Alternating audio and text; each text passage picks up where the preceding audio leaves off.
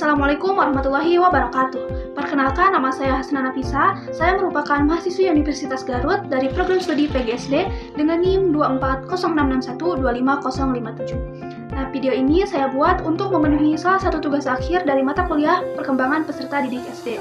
Di video ini, saya akan membahas mengenai salah satu jurnal yang telah saya analisis yang berkaitan dengan perkembangan peserta didik SD.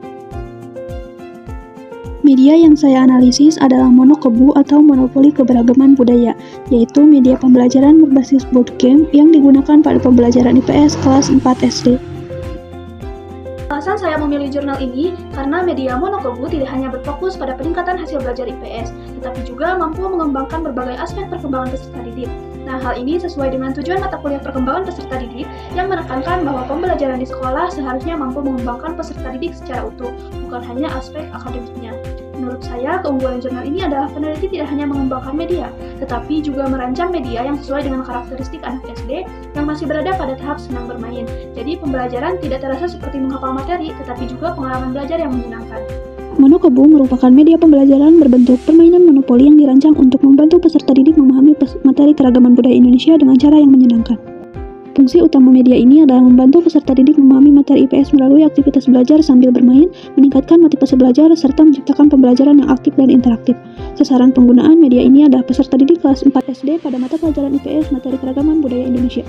Yang menarik dari media monokebu ini adalah media ini mengadaptasi konsep permainan monopoli menjadi media pembelajaran IPS. Setiap petak permainan memiliki fungsi pembelajaran, misalnya terdapat petak kartu materi, kartu soal, maupun tantangan yang membuat peserta didik terus berpikir selama permainan berlangsung.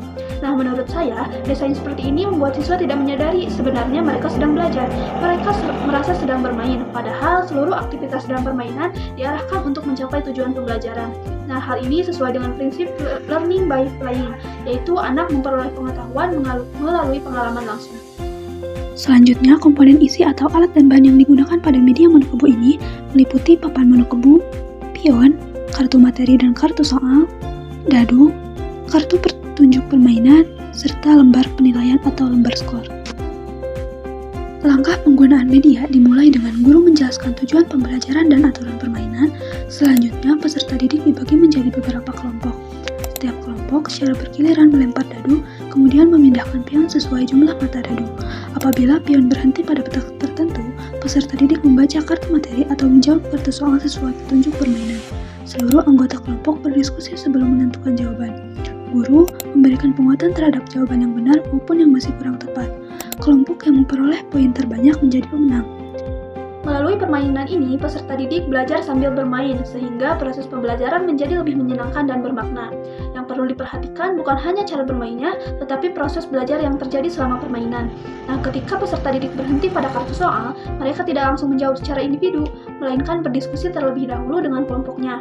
Nah, proses diskusi inilah yang sebenarnya menjadi inti pembelajaran. Guru juga tidak hanya bertugas mengawasi permainan, tetapi berperan sebagai fasilitator yang memberikan penguatan konsep ketika terdapat jawaban yang kurang tepat. Menurut saya, inilah yang membuat media monokebu berbeda dengan permainan biasa, karena setiap aktivitas bermain memiliki tujuan pembelajaran yang jelas. Selanjutnya, penerapan dalam pembelajaran. Media monokebu diterapkan pada pembelajaran IPS kelas 4 SD materi keberagaman budaya Indonesia. Pada kegiatan pendahuluan, guru menyampaikan tujuan pembelajaran, melakukan apersepsi, serta menjelaskan aturan permainan. Pada kegiatan inti, peserta didik bermain monokebu secara berkelompok, membaca materi, menjawab soal, berdiskusi, dan menyusun strategi dengan bimbingan guru. Pada kegiatan penutup, guru bersama peserta didik melakukan refleksi, menyimpulkan materi, dan memberikan apresiasi atas partisipasi peserta didik. Melalui penerapan ini, media monokebu mampu menciptakan pembelajaran yang aktif, menyenangkan, serta mengembangkan aspek kognitif, sosial, emosional, moral, bahasa, dan motorik peserta didik. Berdasarkan hasil analisis, media monokebu mampu mengembangkan 6 aspek perkembangan peserta didik. Yang pertama, aspek kognitif. Menurut saya, aspek kognitif memperoleh penilaian paling tinggi karena hampir seluruh aktivitas permainan melibatkan proses berpikir. Peserta didik tidak hanya menghafal nama budaya Indonesia, tetapi harus memahami materi, menghubungkan informasi, kemudian menggunakan informasi tersebut untuk menjawab soal. Artinya, pembelajaran telah mencapai kemampuan berpikir tingkat tinggi, bukan sekedar mengingat. Yang kedua, aspek sosial. Pada aspek ini, yang menurut saya sangat menonjol adalah proses kerjasama antar peserta didik. Permainan tidak dapat berjalan apabila anggota kelompok tidak saling berdiskusi. Nah, hal ini menunjukkan bahwa media monokubu bukan hanya melatih kemampuan individu, tetapi juga kemampuan bekerja sama dan menghargai pendapat orang lain. Yang ketiga, aspek emosional. Pada aspek emosional, saya melihat bahwa permainan mengajarkan peserta didik mengelola emosi secara alami. Mereka belajar menerima kekalahan, mengendalikan rasa kecewa, serta tetap menghargai teman yang memenangkan permainan. Nah, pengalaman seperti ini sulit diperoleh apabila pembelajaran hanya menggunakan metode ceramah. Yang keempat, aspek moral. Menurut saya, nilai moral merupakan salah satu keunggulan media ini. Peserta didik belajar bahwa untuk memperoleh kemenangan, mereka harus mengikuti aturan permainan, bukan dengan cara curang. Artinya, nilai kejujuran, tanggung jawab, disiplin, dan sportivitas ditanamkan melalui pengalaman kita. Yang kelima, aspek bahasa. Aspek bahasa berkembang karena selama permainan peserta didik terus berkomunikasi. Mereka membaca kartu materi, menyampaikan pendapat, bertanya kepada guru, serta menjelaskan alasan memilih jawaban. Jadi, kemampuan bahasa berkembang secara alami melalui interaksi selama pembelajaran. Yang terakhir adalah aspek motorik. Walaupun bukan tujuan utama media ini, aktivitas seperti melempar dadu, memindahkan pion, mengambil kartu, serta mengatur alat permainan tetap melatih koordinasi mata dan tangan peserta didik. Yang menarik menurut saya, media monokubu sebenarnya sudah mengembangkan pembelajaran HOTS atau High Order Thinking Skill. Peserta didik tidak hanya diminta mengingat materi, tetapi juga menganalisis informasi, mengevaluasi jawaban, bahkan menyusun strategi permainan. Selain itu, keterampilan seperti critical thinking, communication, collaboration, dan creativity juga berkembang secara bersamaan.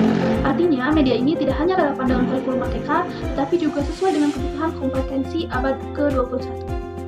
Selanjutnya adalah kaitan media monokubu dengan beberapa teori perkembangan. Yang pertama menurut Jean Piaget. Yang kedua menurut Lev Vygotsky. Yang ketiga Erik Erikson.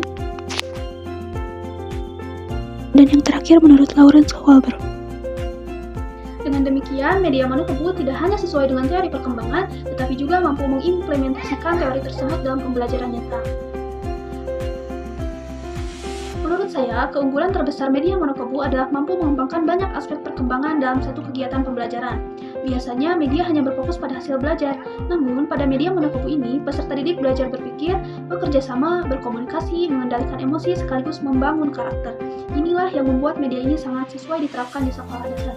Nah, beberapa keunggulannya diantaranya: yang pertama, pembelajaran menjadi lebih aktif dan menyenangkan. Yang kedua, meningkatkan motivasi dan minat belajar peserta didik. Yang ketiga, mengembangkan 6 aspek perkembangan peserta didik secara terpadu. Yang keempat, melatih kemampuan berpikir tingkat tinggi serta keterampilan abad ke-21. Dan yang terakhir, menanamkan nilai karakter seperti disiplin, tanggung jawab, kerjasama, dan sportivitas. Namun demikian, media ini juga memiliki keterbatasan, yaitu membutuhkan pengelolaan waktu yang baik dan kemampuan guru dalam mengkondisikan kelas agar permainan tetap berjalan secara efektif. Berdasarkan hasil analisis, dapat disimpulkan bahwa media pembelajaran monokubu merupakan media yang sangat layak digunakan dalam pembelajaran IPS di sekolah dasar. Media ini tidak hanya membantu peserta didik memahami materi keberagaman budaya Indonesia, tetapi juga mampu mengembangkan aspek kognitif, sosial, emosional, moral, bahasa, dan motorik. Selain itu, media ini mendukung pengembangan kemampuan berpikir tingkat tinggi atau High Order Thinking Skill serta keterampilan abad ke-21 sehingga pembelajaran menjadi lebih efektif, kolaboratif, dan bermakna. Menurut saya, inilah alasan mengapa media monokubu layak dijadikan salah satu alternatif media pembelajaran inovatif di sekolah dasar. Karena tidak hanya meningkatkan pemahaman materi, tetapi juga mendukung perkembangan peserta didik secara holistik. Demikian presentasi yang dapat saya sampaikan. Terima kasih atas perhatiannya. Mohon maaf bila ada kesalahan. Wassalamualaikum warahmatullahi wabarakatuh.